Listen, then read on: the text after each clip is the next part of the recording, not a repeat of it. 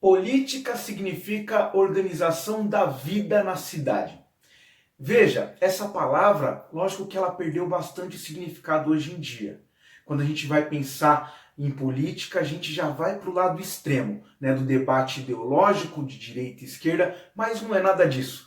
Quando o estudo é sobre uma determinada civilização, estudar a política é fundamental, até mesmo para a gente entender quais foram as mudanças que trouxeram coisas significativas, importantes para a sua população, e coisas, medidas políticas, decretos que foram difíceis, né? Trouxeram períodos de crises, de dificuldades. Então a gente tem que olhar para a história política com esse enfoque, para entender as dinâmicas que vai levar uma civilização ao apogeu ou ao seu declínio.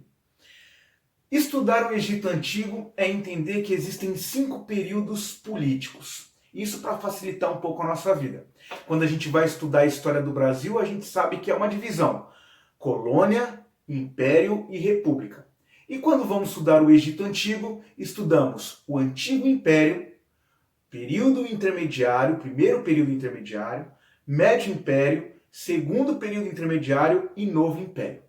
Eu sou o professor André Wagner Rodrigues e você está no canal História em Perspectiva. Hoje a gente vai estudar o primeiro período intermediário, aquele que sucedeu o Antigo Império, o momento áureo da história do Egito, das grandes construções, dessa relação do Egito com as suas divindades, né, de toda a utilização do Rio Nilo para as práticas agrícolas. Hoje nós vamos falar de um tempo um pouco mais difícil na história dos egípcios antigos. Quando o assunto é primeiro período intermediário, a gente vê um período de conturbações sociais, de crise. E eu vou te explicar um pouquinho como isso aconteceu.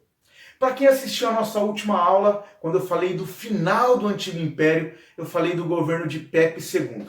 Esse faraó, Pepe II, ele assumiu o poder, ele tinha 6 anos de idade.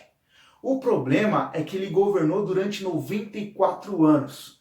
Isso, segundo os registros da arqueologia, as fontes clássicas, mostra pra gente que o governo de Pepe II foi um governo muito extenso. Ele teria morrido com 100 anos de idade. Lógico que antes da gente julgar, antes da gente contestar ou criticar isso, é importante a gente analisar que, segundo os vestígios arqueológicos, a gente vê um período que vai trazer uma revolução para o Egito. O Antigo Império foi destacadamente um momento de auge, de apogeu, um momento de conquistas territoriais, um momento de paz social, de harmonia, um período de boa administração desses gestores, desses grandes faraós, mas agora, nesse governo, né, na transição com Pepe II, a gente vê um desgaste da figura política. Até mesmo porque se a gente pensar em 94 anos de governo, imagina aí se você ia aguentar. É difícil aguentar 2, 3 anos, imagina 94 anos, não é mesmo?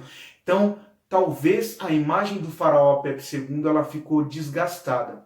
Isso fez com que várias cidades que se situavam em torno do Rio Nilo, que são chamadas nomos, que são organizações administrativas também mais locais. Existe o faraó que governa a cidade a partir de Mênfis, né, no Antigo Império, e agora a gente tem poderes locais também, que são os administradores dos nomos. Lideranças ajudam o faraó a governar também. Então vejamos, o que acontece nesse período? Não se sabe ao certo se o desgaste da figura de Pepe II ou se também a fraqueza daquela ideia de divindade que eu falei para vocês na aula anterior, né? Os egípcios antigos via o seu faraó como uma divindade, como os deuses que compõem o panteão da mitologia egípcia. Osíris, Ísis, Horus, Anubis. Os faraós também eram vistos assim, como Deus Ra, o sol, né? Aquele que traz vida para essa população. Então veja, nesse período, né, de Pepe II, nós temos um desgaste da sua figura e agora os nomos, essas cidadezinhas, vão começar a exercer mais poder do que o próprio rei. Ele não governava mais, de fato. E aí nós temos problemas. Os governos de cada cidade vão começar a disputar poder, vão querer dominar a cena política, interferir assim até na vida do faraó, e a gente já vê alguns problemas relacionados a algumas invasões. Os povos beduínos que viviam aqui na Península Arábica né, os beduínos, que eram povos nômades, eles vão começar a aproveitar desse momento conturbado, esse momento de manifestações, de crises, e vão começar a invadir a região do Baixo Egito e dominar alguns territórios. A mesma coisa vai acontecer mais ao sul, onde alguns nomarcas vão perceber que é momento de se unir para evitar o pior.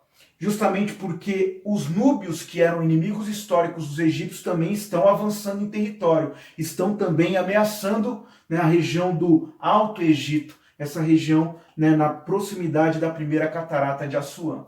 Então, os egípcios, nesse momento do primeiro período intermediário, eles estão sendo atacados pelo norte e também pelo sul. Os nomarcas, não vendo na figura de Pepe II aquele que vai trazer a salvação, a estabilidade, como os faraós anteriores, eles vão se reunir em especial no nomarca de Tebas. E esse nomarca, chamado Mentuhotep, vai fazer uma guerra contra os nomos aqui do Baixo Egito, dessa região ao norte do Egito Antigo. E Mentuhotep vai ser o vencedor. Esse momento conturbado de crise, de instabilidade, vai ter novamente um líder poderoso, que era o nomarca de Tebas, Mentuhotep, e nós temos inaugurado um novo período da história com mais estabilidade, com mais perspectiva de vitórias no futuro, com maior perspectiva de tentar evitar o avanço de povos tanto do norte como do sul. Nós temos aí inaugurado o Médio Império, que nós vamos falar para você um pouco na próxima aula.